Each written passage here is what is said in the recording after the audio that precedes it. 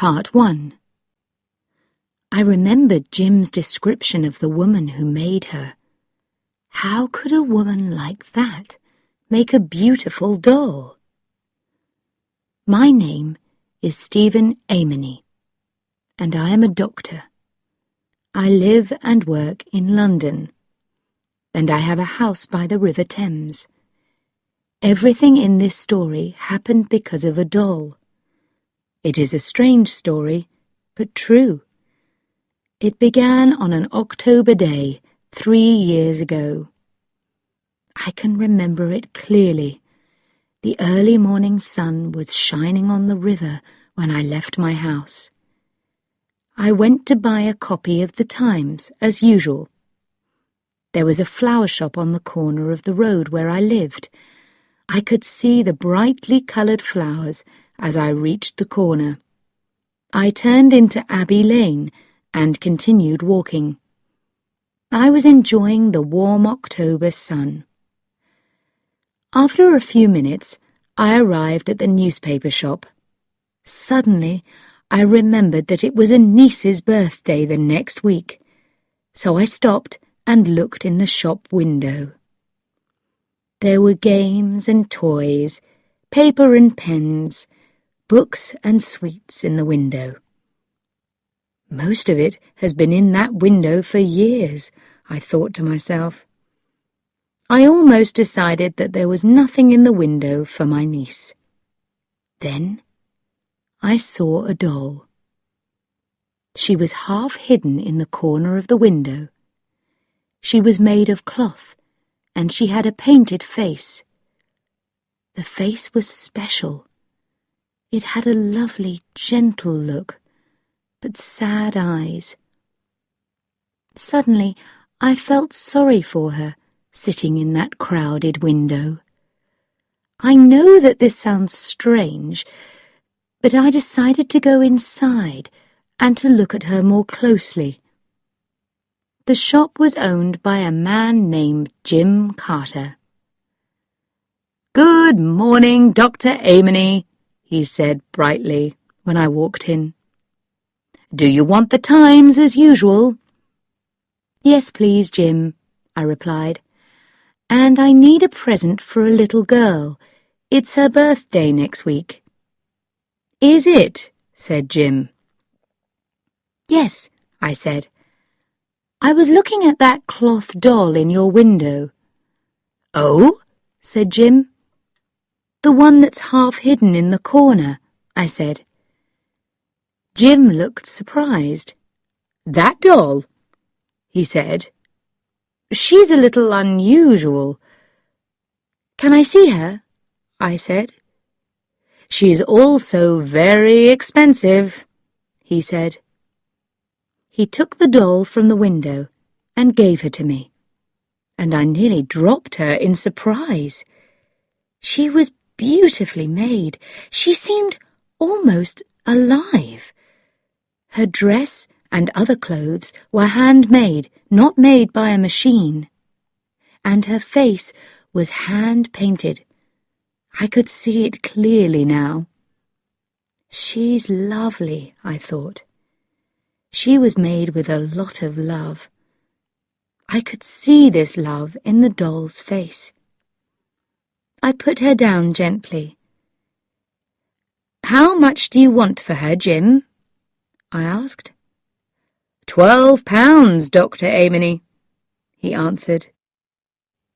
He saw the surprise in my face and continued, "She's expensive. I did say that, didn't I?" "You did," I agreed. "Dolls like this cost as much as £20 in the centre of London," said Jim. "But I'll tell you what I'll do, Doctor.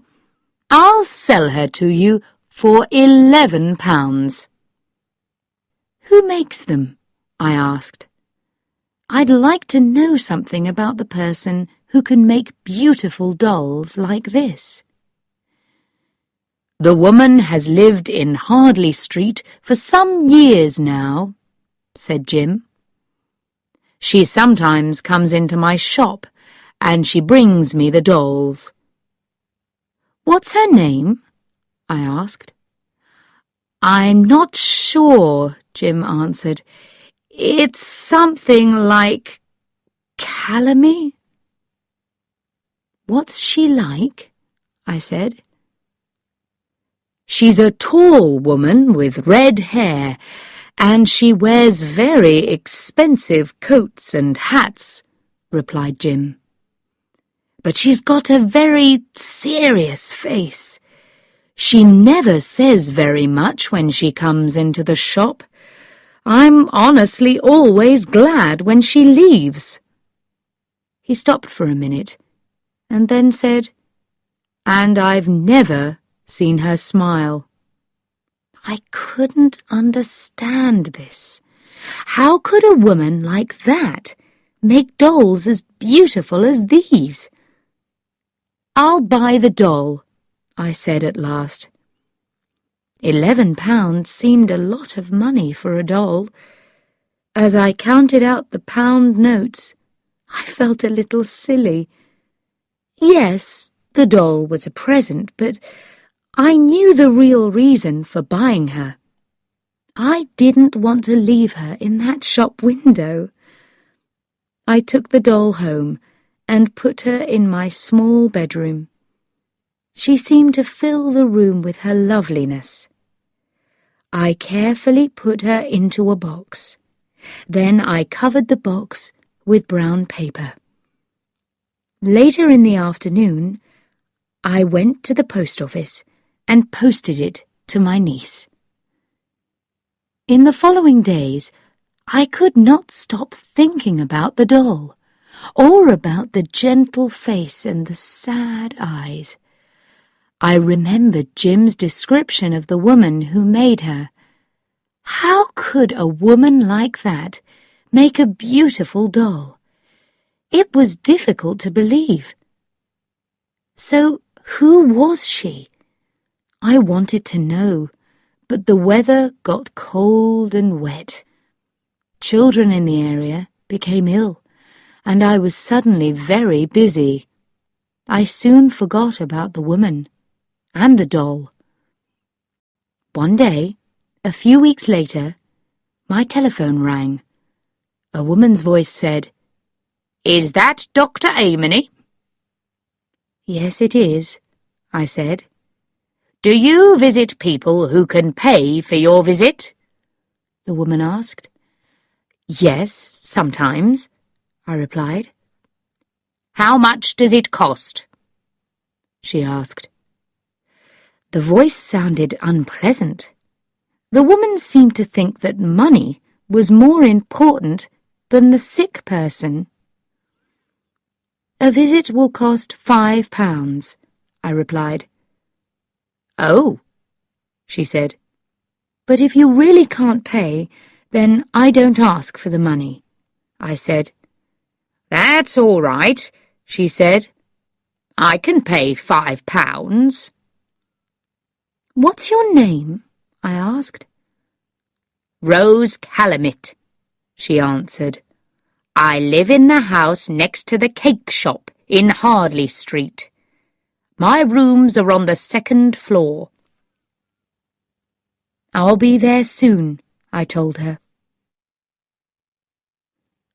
I arrived at the house next to the cake shop in Hardley Street 10 minutes later and went up the stairs. They were narrow, dirty, and badly lit. As I reached the top of the stairs, a door opened. "Dr. Amory?" said the unpleasant voice. "Yes," I said. "Please come in," she said. "I'm Rose Calamit." She was a tall woman, between 45 and 50 years old. She had red hair, dark eyes, and a bright, shiny red mouth. We went into the front room. It was a cold, ugly room, and the furniture was cheap and badly made. On the cupboard in the corner were a lot of small glass bottles. Then I saw the dolls. They were hanging from the walls and were thrown carelessly across the bed. Each doll was different, but each one was as beautiful as my doll. It seemed impossible that this rough, unpleasant woman could make them. Rose Calamit looked closely at me. "You're a very young doctor," she said. "I'm older than I look," I said coldly. "You think that I'm too young. Shall I go away again?" She laughed at me. "You don't need to be angry, Doctor," she said. "You're very good-looking for a doctor." "And I'm a very busy doctor," I said. "Are you the person who's ill?" "No, it's my niece," she replied. "She's in the back room. I'll take you to her." Before we went in, I had to know about the dolls. "Do you make these dolls?" I asked. "Yes," she replied. "Why?" I felt very sad. "Oh, I bought one for someone's birthday," I said quietly. She laughed. "And I'm sure that you paid a lot of money for it," she said. She took me to a smaller room at the back and started to open the door. "Mary, it's the doctor," she shouted. Then she pushed the door open wider to let me in. "Don't be surprised when you see her, Doctor," she said loudly. "Her left leg is twisted." The girl, Mary, was sitting in a chair by the window. She heard the woman's words. A look of unhappiness crossed her pale face, and there was pain in her large dark eyes. I was angry at the red-haired woman. The words were unnecessary. She wanted to hurt the girl. Mary was not more than 25 years old, but I could see immediately that she was very ill. I looked again into those dark eyes. Something inside her is dying, I thought. After that first visit, I always remembered the sweetness in her sad face, her poor, thin body, and her dry, unhealthy hair. But something filled me with happiness. Around her were 3 small tables, and on them were all the necessary things to make the dolls. Brightly coloured paints and pieces of cloth of many different colours and shapes. I soon understood that her twisted leg was not the reason for her illness. I noticed the way that she sat. If I was right, I could make that leg straight. I was almost sure that I was right. "Can you walk, Mary?" I asked after a minute. She looked at me, then looked away. "Yes," she answered quietly. "Please walk to me," I said gently. "Oh, don't," she said. "Don't ask me that." I didn't want her to suffer, but I had to be sure that I was right. "I'm sorry, Mary," I said. "Please try and walk. It's important." She got up from her chair very carefully and moved slowly towards me. I looked closely at her left leg. Yes, I was right. "That's good," I said. I smiled at her. I wanted to show her that I was pleased. I held out my hands to help her. She looked up. Again, I saw the pain and hopelessness in her face. She seemed to be crying out silently to me for help. She lifted her hands towards mine, and then they fell back to her sides. "How long have you been like this, Mary?" I asked. Rose Calumet answered for the girl. "Oh, Mary's had that twisted leg for nearly 10 years now," she said. "But I asked you to come for a different reason. She's ill. I want to know what's wrong with her." Oh, yes, she's ill, I thought. Perhaps she's dying. I knew that immediately. I wanted Rose Calumet to leave the room, but she didn't. She laughed and said, "I'm staying here, Dr. Amory. You look at Mary, then you can tell me what the problem is." When I finished my examination of Mary, I went with Rose into the front room. "It's possible to make her legs straight," I said. "Did you know that? With help, she could walk in—" "Stop!" she shouted loudly. I jumped. "That's enough! You must never say anything about that to her. The best doctors cannot help her. No stupid young man is going to give her hope. If you ever do, you won't come here again. I want to know what's wrong with her. She can't eat or sleep, and she isn't really working. Now tell me, what did you learn from your examination of her?" "I don't know what's wrong with her yet," I replied. "But something is slowly destroying her, I know that. I shall want to see her again soon. I'm going to give her some medicine. It will make her feel stronger. Then I'll call again in a few days." "Don't say anything about making her legs straight," she said. "Do you understand?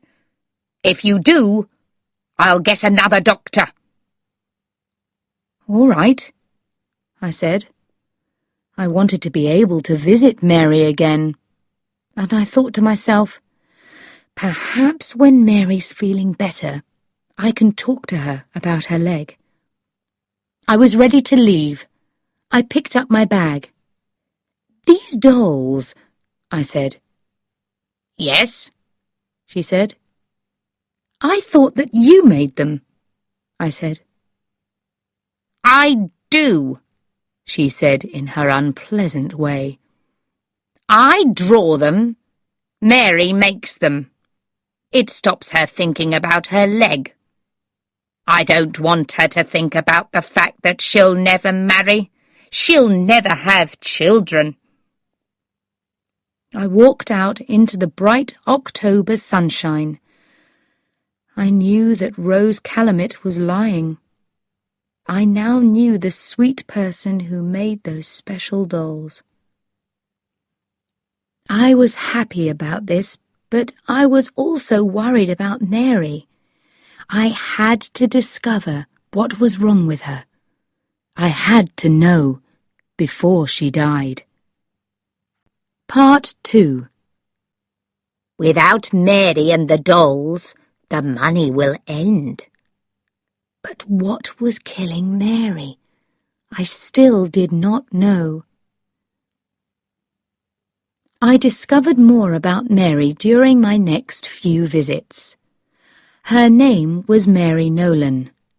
When she was 15 years old, she was in a bad car crash. Her mother and father were killed, and Mary was very badly hurt. The car crash was the reason for her twisted leg. Rose Calumet offered to look after Mary. The law finally agreed because there was no other person to look after the young girl. Rose always thought that Mary's father was a rich man. Then she learned that there was only a small amount of money. After that, she was unkind to Mary.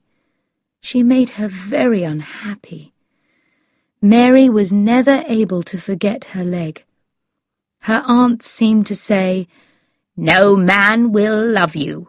You will never get married and have children. No man wants a wife with a twisted leg."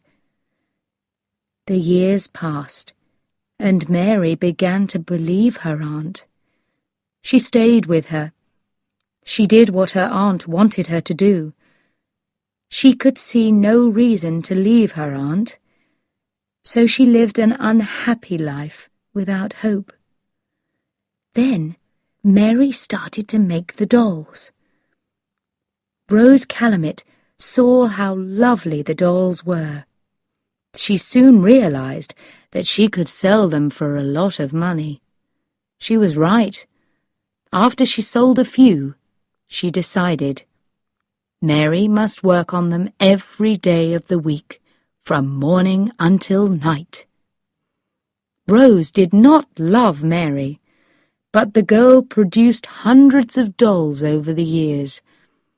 Rose was happy to take the money for them.